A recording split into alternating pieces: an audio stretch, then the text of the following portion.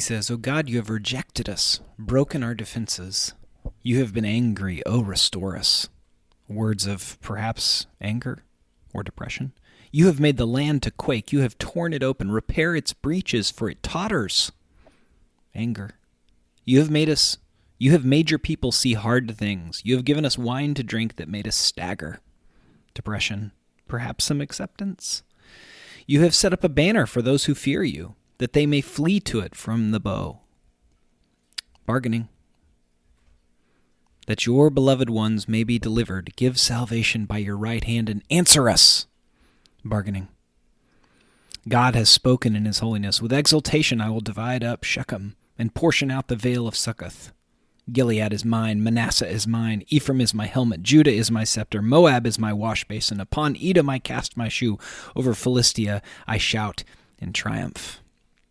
His words are accepted, so that's a move of acceptance, to sing or to pray. Those verses. Verse 9 says, "Who will bring me to the fortified city? Who will lead me to Edom?" Anger, especially if you know the Israelites' relationship with Edom.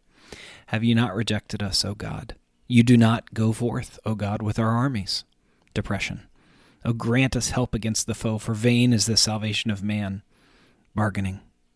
"With God we shall do valiantly. It is he who will tread down our foes." In 2014 and 2015, my wife was treated for breast cancer, and one of the treatments was chemotherapy, which is horrible. I also have experienced it. It's much worse to care for someone than to receive it, in my opinion. And while she was receiving treatment, I wrote a short essay called "Why I Don't Throw Things." I'll spoil the essay for you because no one would ever publish it. Then they'd be broken. And I might wake her up, and she would be worried that I had fallen down. And I know it wouldn't actually make me feel that much better. And worst of all, she'd still be receiving poison. At the beginning of the pandemic, I read an article called "The Discomfort You Feel is Grief." And it's a terrific article, but it led me to buy the man's book. And the 6th stage of grief, meaning, is not the book to read while we're still in the pandemic, as we're literally daily confronted with loss, both literal loss for many of us and the loss of what we hoped or expected or desired. Typically this time of year, I take my kids and we go somewhere fun for a day or two.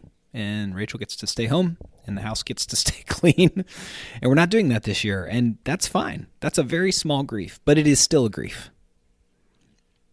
And when I can sense my grief building, it usually begins with feeling like I'm forgetting something, escalates into feeling a little bit like a lump in my throat, and then escalates into feeling constantly angry and like I need to cry at the same time. I have yet to lament and it not help me. And the good news is not that we can lament to God. The good news is that Jesus purchased union with God so that when we lament, it is such a move of intimacy. How many friends do you have that you've seen them be angry, depressed, bargain, acceptance, and denial? How many friends have you done those things with? How often, if ever, have you invited a friend to sit with you while you do 1 or 2 or perhaps all 5 stages at different times and on different phone calls or walks or while playing golf or darts together? Probably not very many, because that kind of intimacy is hard to come by. And yet, because of Jesus Christ and his work that we receive, we then follow the Psalms as a model and enjoy intimacy with God, which in large part means being honest with him, in Eugene Peterson's words, answering him about life and what it's actually like to be a human, especially a God follower, under the sun amidst the curse.